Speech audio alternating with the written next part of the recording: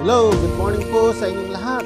God is good all the time, and God is good. It's Friday again, panahon na naman upang pakinggan ang salita ng Diyos. Dito lang, si Jesus ang kasama. Patuloy nating subaybayan ang ministeryong ito. Maraming mabubuting aral ang makukuha at mapupulot upang magamit sa ating pang-araw-araw na buhay. Nasa panahon tayo ng buwan ng pag-ibig. Halina ating pagbulay-bulayan ang salita ng Diyos. Ito po ang inyong devotional leader, Pastor Sunny de la Peña, nagsasabing, I love you all!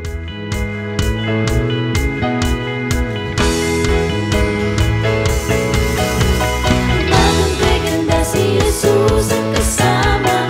Umagang kay ganda si Jesus ang kasama.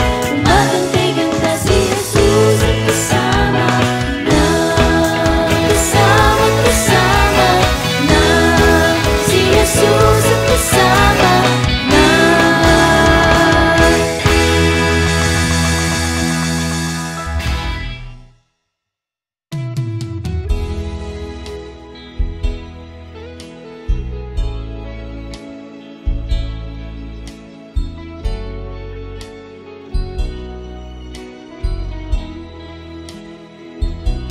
Pusong dalisay ang aking nais. Nalikhain mo, Diyos, para sa akin. Pusong dalisay ang aking nais. Nalikhain mo, Diyos, para sa akin. Isang pusong tapat na sa'yo'y nagmamahal. Isang pusong sa'yo'y walang alinlangan. Isang pusong itinitibok na ika'y parangalan. Handog ko'y pagpupuri sa'yo lamang, Jesus.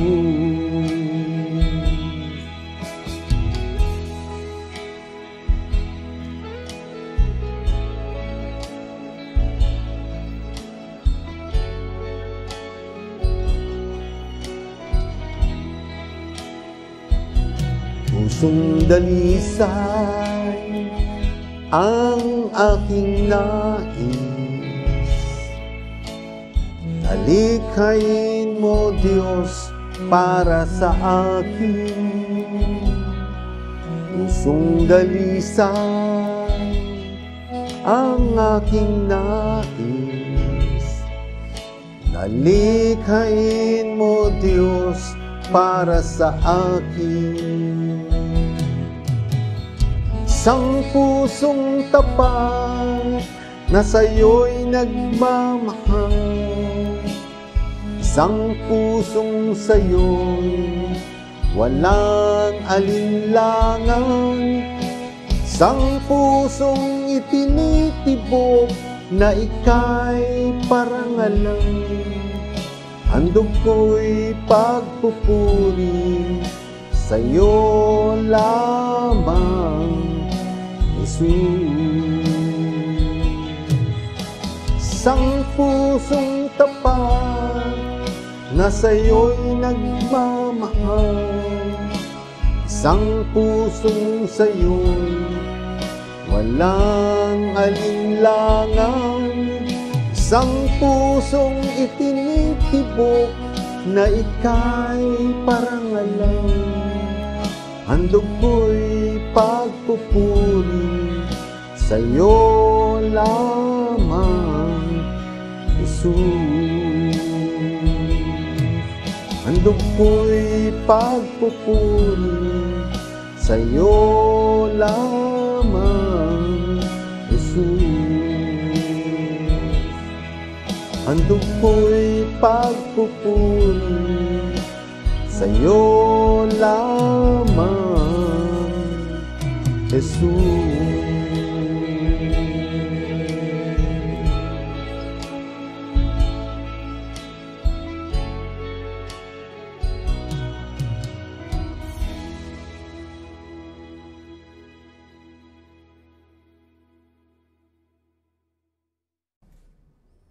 Tayo po ay sumandaling manalangin. O Diyos na makapangyarihan sa lahat, sa muli ay ako po'y nagpupuri at nagpapasalamat sa iyo sa buhay, kalakasan na aming tinataglay, O God. Banguna ka sa iyong abang lingkod sa devotion ito, O God. Nawa ay lukuban mo ng Santong Espiritu ang iyong anak, O Panginoon, at buksan ang puso at isipan ng iyong mga anak na makikinig sa umagang ito, at nawa ay maging kaaya-aya ang iyong mga salita sa kanila. At nawa mabago ang kanilang buhay, patuloy na sila ay biyayaan mo, Panginoon, in physical and spiritual, O God, at bigyan ng maayos na direksyon sa pang-araw-araw nilang pamumuhay. In Jesus' name we pray. Amen. Brothers and sisters, our text today is from John 4, verse 16 to 19. It says, "And so we know and rely on the love of God as for us. God is love. Whoever lives in love lives in God, and God in them. This is how love is made complete among us, so that we will have confidence on the day of the judgment. In this world, we are like Jesus. There is no fear in love, but perfect love drives out fear, because fear is to do with punishment. The one who fears is not made perfect in love. We love because He first loved us." Ito ang ating key verse, ang verse 19. So, pag-ibig na tunay. What is the truly meaning of love? Sabi nga ng isang manunulat, true love fosters a connection and goes beyond the superficial. It is a bond and often involves understanding each other's core values, beliefs, and life goals. This connection creates a sense of companionship, where both partners feel they were on the same team, working towards common dreams. So brothers and sisters, yun ang kahulugan. Ano ang kahulugan ng tekstong ito mula kay Juan, na siyang sumulat ng aklat ng Juan? Nagsisimula si Juan sa pamamagitan ng pagpapaalala sa atin ng agape ng Diyos, agape love, para sa atin, na nalalaman natin sa karanasan na mahal tayo ng Diyos at nagtitiwala o umasa sa Kanyang agape para sa atin. Agape. Ang Diyos ay agape at tayo ay dapat manatili sa Kanyang pag-ibig sa atin. Tayo ay dapat magtiwala sa Kanya na tumitingin para sa ating pinakamabuting kapakanan upang mangalaga sa atin. So we are to trust in Him, to look out for the best interest, to care for us. Ayon kay Matthew Henry's commentary on 1 John 4:16 to 18, sabi niya dito, this confession includes faith in the heart as the foundation, makes acknowledgement with the mouth to the glory of God and Christ, and profession in the life and conduct against flatteries and frowns of the world. There must be a day of universal judgment. Maliwanag na yung paghingi ng tawad or admission of your sins ay nanggagaling sa ating pananampalataya. At iyon ang magandang foundation of love. Kasi nga ang acknowledgement mo sa mamagitan ng iyong labi to glorify Lord, to glorify God. Sa mga tuwid, nagiging vocation mo na or lifestyle ang buhay mo na may pag-ibig at hindi sa mamagitan ng mabulaklak na salita ng iyong mga labi, hindi naman dapat, kailangan dapat nasa puso, nasa iyong puso nang gagaling. Kaya ang sino mang nabubuhay sa pag-ibig ng Diyos ay hindi kailangang matakot sa parusa. Sa parusa, judgment. Ang karanasan ng Espiritu at kalwalatian ng Diyos ay nagbabago sa kanyang mga tao, sa kanyang larawan, sa pamagitan ng paggawa ng kanilang tahanan, ng kanyang tipan, ng tapat na pag-ibig. Maaari silang magpahinga sa kapayapaan, sa halip na matakot sa parusa. Maganda po ang sinasabi sa Galatians 2, verse 20 to 21 ay ganito, "Kaya hindi na ako nabubuhay ngayon, kundi si Kristo na ang nabubuhay sa akin. At ang buhay ko ngayon sa katawan ay kinabubuhay ko sa pamamagitan ng pananampalataya sa anak ng Diyos na nagmamahal sa akin at naghandog ng kanyang sarili para sa akin." Ganda, no? Sa verse 21, sabi ganun, "Hindi ko tinatanggihan ang kagandahang loob ng Diyos.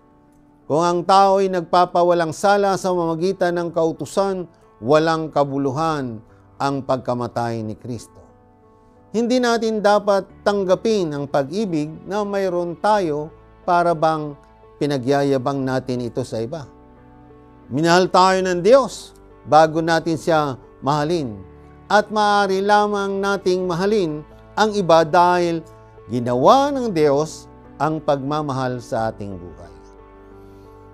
So, whoever claims to love God yet hates a brother or sister is a liar. Kaya nga kung nagmamahal ka, sabi mo sa Diyos, ngunit ikaw naman na hindi nagmamahal sa iyong kapatid, ay hindi totoong pag-ibig yan. For whoever goes to love his brother and sister whom they have been cannot love God. Yan. Whom they have not seen. And He has given us the command, anyone who loves God must also love their brother and sister. Kaya ang pag-ibig na ito ay hindi lamang isang pagmamahal sa isa't isa sa pagitan natin at ng Diyos. Kasama rin dito ang pagmamahal sa kapwa. Ayon sa awit ng pasasalamat, awit 136 verse 1 and 3, ang sabi ay, "Purihin si Yahweh sa kanyang kabutihan. Pag-ibig niya ay tunay, laging tapat, kailanman. Pinakadakilang Diyos ng mga Diyos ay pasalamatan. Pag-ibig niya ay tunay, laging tapat, kailanman." Ang Panginoon, ng mga Panginoon ay ating pasalamatan. Pag-ibig niya ay tunay, laging tapat, kailanman. Kaya mga kapatid, dapat na tayo bilang mananampalataya ay tunay na magmahal sa Diyos at sa kapwa. Kaya nga merong cross. Yung vertical relation ay relasyon mo sa Diyos at ikaw. Yung Diyos at ikaw mismo. At yung horizontal ay pagmamahal mo sa iyong kapwa. At nawa matuto tayong magmahal sa ating kapwa, mga kapatid. So yun, brothers and sisters, binabati natin ang lahat na may mga birthdays at mga wedding anniversary sa araw na ito mula Friday hanggang Sunday. Ingatan at pagpalain kayo ng Diyos. Tayo po'y sumandaling manalangin. O Diyos na makapangyarihan sa lahat, kami po ay lumalapit sa iyo, nagpupuri at nagpapasalamat sa iyong dakilang pangalan.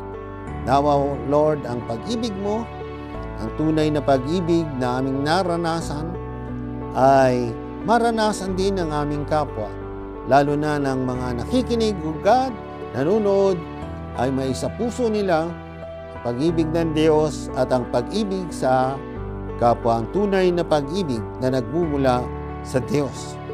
Kaya Lord, ikaw manguna sa iyong abang lingkod na may pakita ang tunay mong pag-ibig, O Panginoon, sa magitan ng paglilingkod na ito.